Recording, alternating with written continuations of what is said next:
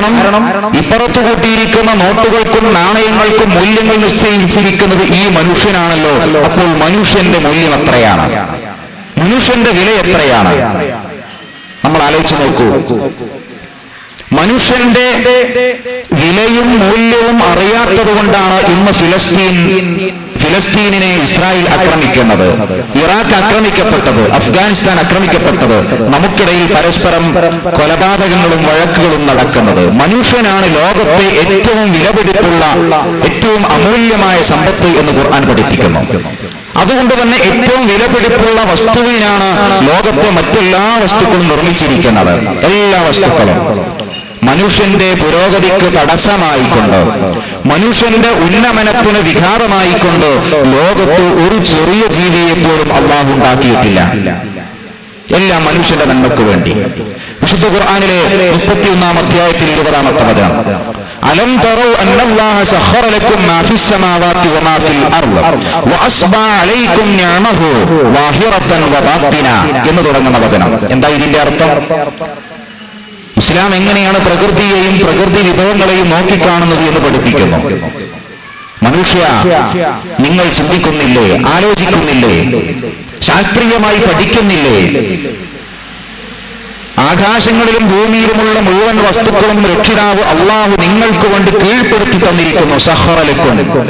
ഒന്നുകൂടെ പറഞ്ഞു, വഅസ്ബഅ അലൈക്കും നിഅമഹു വാഹിറതൻ വബാത്തിന.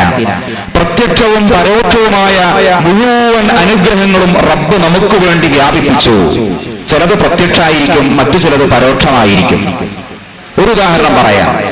ലോകത്ത് ചെറിയ പുഴുക്കൾ വരെ, പ്രാണികൾ വരെ, കീടങ്ങൾ വരെ മനുഷ്യന്റെ നന്മക്കാണ് എന്ന് തെളിയിക്കുന്നതിനുള്ള ചരിത്രപ്രസിദ്ധമായ ഒരു സംഭവം പറയാം. എന്താണത്?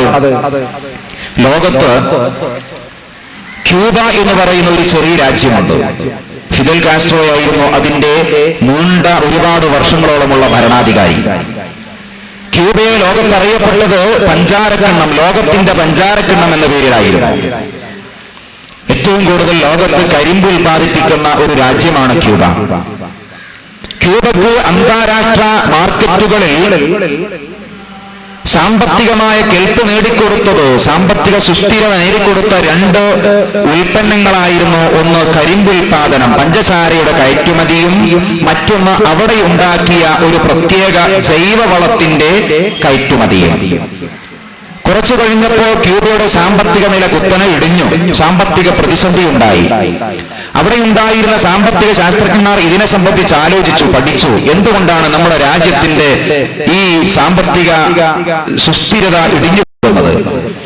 പഠനത്തിൽ അവർക്ക് കണ്ടെത്താൻ സാധിച്ചു, ക്യൂബയിൽ നിർമ്മിക്കുകയും കയറ്റുമതി ചെയ്യുകയും ചെയ്ത ഈ പറഞ്ഞിരിക്കുന്ന പ്രത്യേകമായ ജൈവവളത്തിന്റെ ഉൽപാദനം അടുത്ത കാലങ്ങളിലായി കുറഞ്ഞിരിക്കുന്നു. പിന്നീട് അവർ പഠിച്ചു ജൈവവളത്തിന്റെ ഉൽപാദനം കുറയാനെന്താ കാരണം. അവർ കണ്ടെത്തി, ഈ ജൈവവളം നിർമ്മിച്ചത് അവിടങ്ങളിൽ കണ്ട ഒരു പ്രത്യേക രൂപത്തിലുള്ള ഇനത്തിൽപ്പെട്ട പക്ഷിയുടെ കാഷ്ടത്തിൽ നിന്നായിരുന്നു, വിസർജന വസ്തുവിൽ നിന്നാണ്. കുറെ കഴിഞ്ഞപ്പോ ഈ പക്ഷികൾക്ക് വംശനാശം സംഭവിക്കാൻ തുടങ്ങി. അപ്പൊ ഇതിനെ സംബന്ധിച്ച് പഠിച്ചു, എന്തുകൊണ്ടാണ് വംശനാശം സംഭവിച്ചത്. അന്നേരം അവർക്ക് കണ്ടെത്താൻ കഴിഞ്ഞു, പക്ഷികൾ ഭക്ഷണം കഴിച്ചതും കൂട്ടത്തോടെ പാർത്തിരുന്നതും ഈ കണ്ടൽ പ്രദേശങ്ങളിലും ചതുപ്പ് നിലങ്ങളിലും അതുപോലെ തടാകങ്ങളുടെയും പുഴകളുടെയും ഒക്കെ അരികിലായിരുന്നു. കുറച്ചു കഴിഞ്ഞപ്പോൾ മനുഷ്യൻ കെട്ടിടങ്ങൾ നിർമ്മിക്കുന്നതിന് വേണ്ടി മണ്ണിട്ട് നിരത്തുകയും അവിടെ ബിൽഡിംഗ് ഉണ്ടാക്കുകയും ചെയ്തു. ഫലത്തിൽ എന്താ സംഭവിച്ചത്? പക്ഷികളുടെ കഞ്ഞിയിൽ മനുഷ്യൻ കല്ലുവാരിയിട്ടു. പക്ഷികൾക്ക് ഭക്ഷണം ലഭിക്കാതെയായി. ഭക്ഷണം ലഭിക്കാതെ വന്നപ്പോൾ അവയുടെ വംശനാശം സംഭവിച്ചു തുടങ്ങി. ശ്രദ്ധിക്കുക, ഈ പക്ഷികൾ അവിടെ ഉണ്ടായിരുന്ന ചെറിയ കീടങ്ങളെയും പുഴുക്കളെയും പ്രാണികളെയും ഒക്കെ തിന്നുകൊണ്ടായിരുന്നു ജീവിച്ചത്. അതിന്റെ മുകളിൽ മനുഷ്യൻ മണ്ണ് വാരിയിട്ടപ്പോ പക്ഷികൾക്ക് ഭക്ഷണം ലഭിച്ചില്ല. എന്താ സംഭവിച്ചത്? പക്ഷിയുടെ വംശനാശം സംഭവിച്ചു. വംശനാശം സംഭവിച്ചപ്പോൾ അവയുടെ കാഷ്ടത്തിലൂടെ ഉൽപ്പാദിപ്പിക്കുന്ന ജൈവവളത്തിന്റെ അളവ് കുറഞ്ഞു. ഉൽപാദനത്തിന്റെ അളവ് കുറഞ്ഞപ്പോൾ കയറ്റുമതിയുടെ അളവ് കുറഞ്ഞു. കയറ്റുമതി കുറഞ്ഞപ്പോൾ അതിലൂടെ ലഭിക്കുന്ന വരുമാനം കുറഞ്ഞു. വരുമാനം കുറഞ്ഞപ്പോൾ സാമ്പത്തിക നില അത് അവതാളത്തിലായി. എന്താ ഖുർആൻ പറഞ്ഞത്?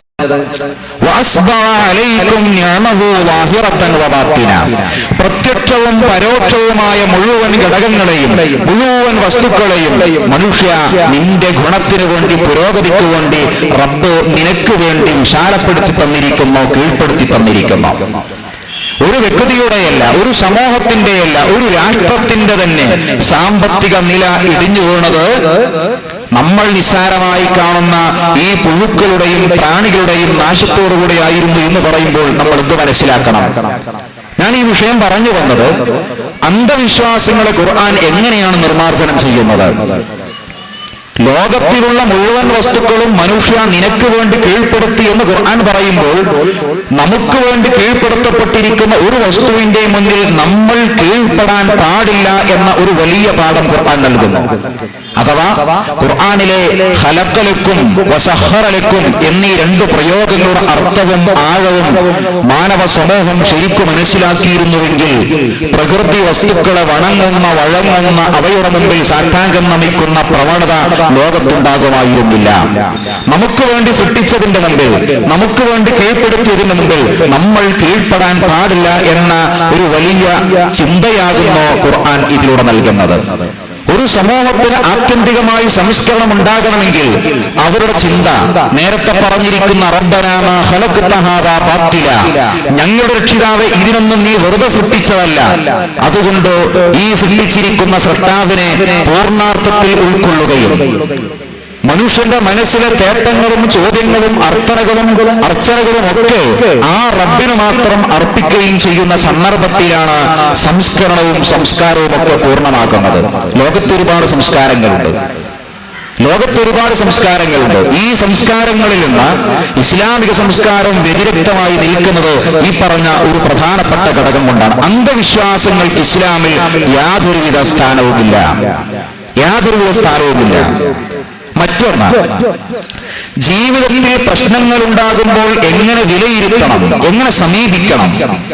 ഇന്ന് നമ്മുടെ ലോകത്ത് വർദ്ധിച്ചു വരുന്ന ആത്മഹത്യകൾ സൂചിപ്പിക്കുന്നത് പ്രശ്നങ്ങൾ സമീപിക്കുവാനുള്ള കൃത്യമായ ഒരു മാർഗരേഖ ആധുനിക വിദ്യാഭ്യാസത്തിനോ അല്ലെങ്കിൽ ആഗോളവൽക്കരണത്തിനോ ഉപഭോഗ സംസ്കാരത്തിനോ ലോകത്തിന് പറഞ്ഞു കൊടുക്കാൻ സാധിക്കുന്നില്ല എന്നുള്ളത് കൊണ്ടാണ്. ഇന്നലെ ഒരു സുഹൃത്ത് പറയുകയുണ്ടായി, ആത്മഹത്യ പെരുകുമ്പോൾ മതനിഷേധ പ്രസ്ഥാനത്തിൽപ്പെട്ട ചില ആളുകൾ അദ്ദേഹത്തോട് പറഞ്ഞത്രേ, ഇവർ ആത്മഹത്യ പെരുകുവാനുള്ള ഒരു കാരണം മതവിശ്വാസികളും മതസംഘടനകളും അവരുടെ പ്രവർത്തനങ്ങൾ കൃത്യമായി നിർവഹിക്കാത്തത് കൊണ്ടാണ്. നമ്മളെല്ലാവരും ഉണർന്ന് നന്നായി കേൾക്കേണ്ട ഒരു വിഷയമാണ്. നമ്മുടെ പ്രവർത്തനം കുറയുന്നു എന്നതുകൊണ്ടോ അല്ലെങ്കിൽ നമ്മൾ വേണ്ടത് പ്രവർത്തിക്കുന്നതിൽ അലംഭാവം കാണിക്കുന്നു എന്നതുകൊണ്ടോ സമൂഹത്തിൽ ആത്മഹത്യ പെരുകുന്നു. അപ്പോ ആത്മഹത്യ പെരുകുന്ന വിഷയത്തിൽ മതനിഷേധികൾക്ക്, യുക്തിവാദികൾക്ക് കാര്യമായി ഒരു പ്രതിവിധിയും പറഞ്ഞു കൊടുക്കാനില്ല. ഖുർആൻ എന്താണ് ആത്മഹത്യ പെരുകുന്ന വിഷയത്തിൽ പറഞ്ഞിരിക്കുന്ന പ്രതിവിധി?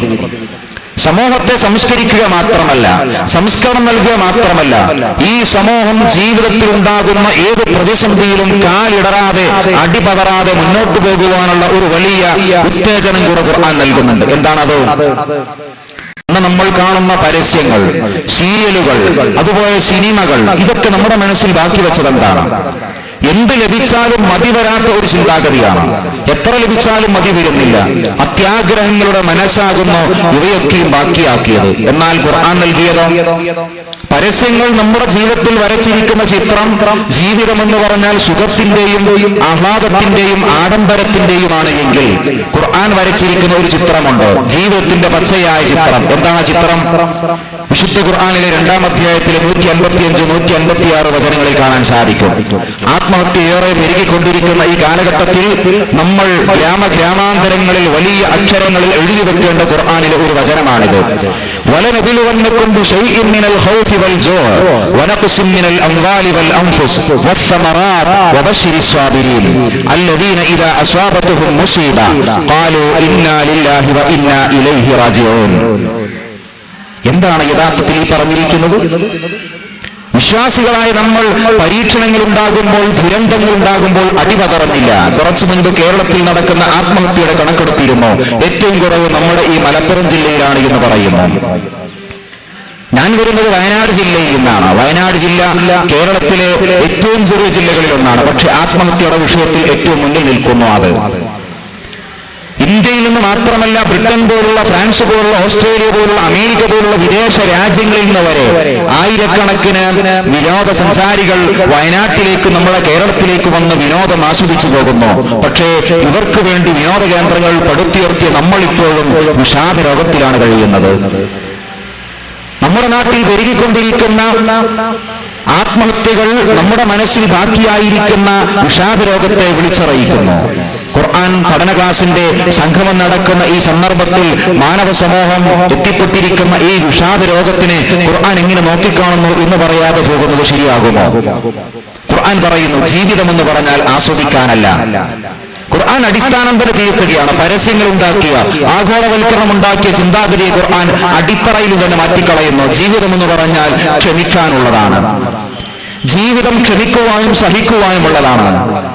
ജീവിതത്തിന്റെ തുടക്കമായ വിവാഹം എന്താ അതിന്റെ അർത്ഥം? പരസ്പരം വഹിക്കലാണ്.